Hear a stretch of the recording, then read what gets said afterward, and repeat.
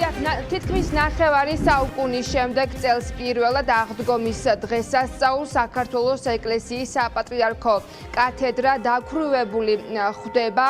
სააღდგომო ლიტურგია გაიმართა სიონის საპატრიარქო ტაძარში. წელსაც ისევ ტრადიციულად სააღდგომო ეპისტოლე წაიკითხა დემეტრემ, არქიდიაკონმა დემეტრემ, თუმცა წაიკითხა მეუფე შიოს სააღდგომო გზავნილები, რომელიც ეძღვნებოდა პატრიარქი ილია მეორის ხსოვნას. ამ ეპისტოლეში ბევრი იყო ნათქვამი გარდაცვლილი პატრიარქის ღვაწლზე, მის თავდადებაზე, ქართული ეკლესიის, საქართველოს მოქალაქეების წინაშე, ის რომ ბოლო დღეებმა გამოაჩინა, რომ სწორედ პატრიარქის სიყვარულის გარშემო გაერთიანდა ქართველი ხალხი და მეუფე შიოს გზავნილია, რომ ეს ერთობა ქართველმა ხალხმა შეინარჩუნოს. არ ყოფილა მსუბუქი კათოლიკოს პატრიარქობის მრავალწლიანი ღვაწლი და ჯვარი. მოწამებრივი გზა და თავგანწირვა იყო მისი ყოველდღიური ცხოვრება, ყოველი საქმე, ყოველი ფიქრი.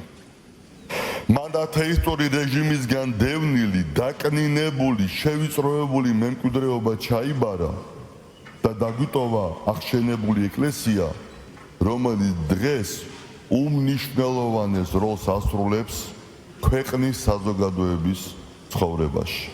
უწმინდესი პატრიარქი თითქოს გარდაცვალების შემდეგაც განაგრძობს ერის მოქცევას, გაერთიანებას. ბევრი ითქვა, ბევრი დაიწერა და კიდევ მრავალი დაიწერება მისი ღვაწლის შესახებ. მაგრამ ალბათ ყველაზე ძვირფასი, რაც მისმა უწმინდესობამ მოიმუშაკა, არის ქრისტიანული სარწმუნოების უმთავრესი სათნოება, სიყვარული. სწორედ ამ უსაზღვრო სიყვარულისა და რწმენის ნაყოფია ის სასაული, რაც მისი უწმინდესობისა და უნეტარესობის გარდაცვალების შემდგომ დღეებში ვიხილეთ. მთელი საქართველო, ზღვა ხალხი უწყვეტ ნაკადად მოწიწებით მიემართებოდა განსვენებული პატრიარქისთვის პატივის მისაგებად. ერთ მუშტად შეკრული ერი ბოლო წუთამდე მიაცილებდა დამაშვრალ სულიერ მამას მდუმარედ. სწორედ ერთმანეთის მხარში დგომა, ლოცვა, ერთობა და სიყვარული არის საწინდარი იმისა, რომ ღირსეულად გავაგრძელოთ ჩვენი საეკლესიო და სახელმწიფოებრივი ცხოვრება.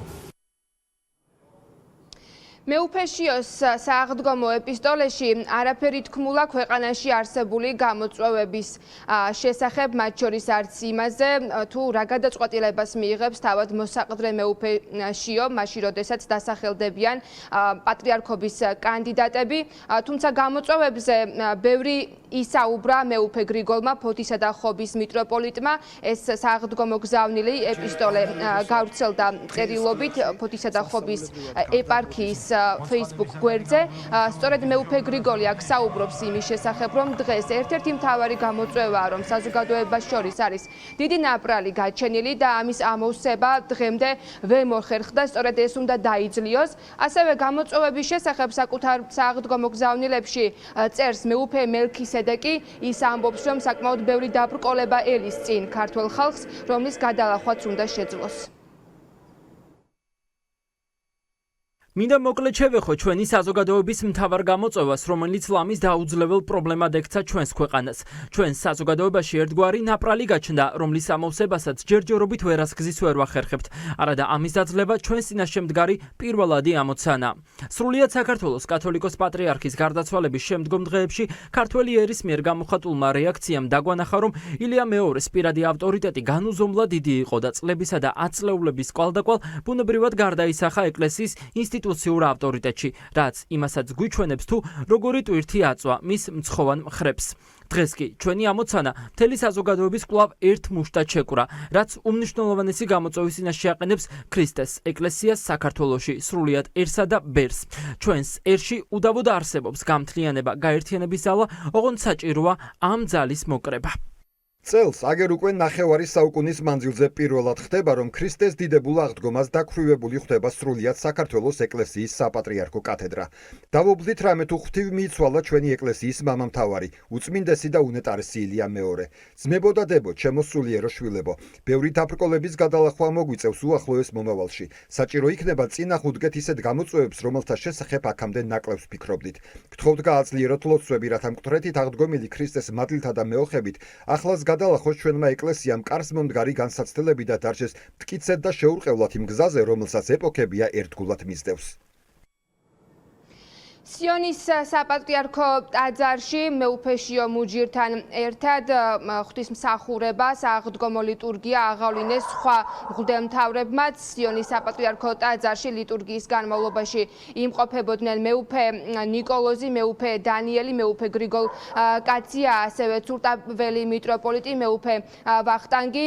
სიონის საპატრიარქო ტაძარში ლიტურგიის დასრულების შემდეგ ისაუბრა მედიასთან მეუფე ნიკოლოზმა, სწორედ იმის შესახებ თუ როდის უნდა ელოდოს საზოგადოება სინოდის მომდევნო სხდომას, სადაც სწორედ უნდა დასახელდეს სამი პატრიარქობის კანდიდატი. მეუფე ნიკოლოზი ამბობს, რომ ამ შემთხვევაში არ უნდა იყოს წინაღობა კანდიდატის დასახელების დროს მღვდელმთავრის ასაკი და რაც შეეხება მეუფე აბრაამის სწორედ ამ მომდევნო სინოდის სხდომაზე ჩამოსვლის შესახებ გავრცელებული ინფორმაციას მეუფე ნიკოლოზი ამას არ უარყოფს. სწორედ აღნიშნული მიტროპოლიტი არის საკმაოდ გავლენიანი წმინდა სინოდში და სწორედ მისი გავლენით შესაძლოა დასახელდეს კონკრეტული კანდიდატი. მეუფე ნიკოლოზი ამბობს, რომ ამ შემთხვევაში სინოდის ყველა წევრს მოусმენენ.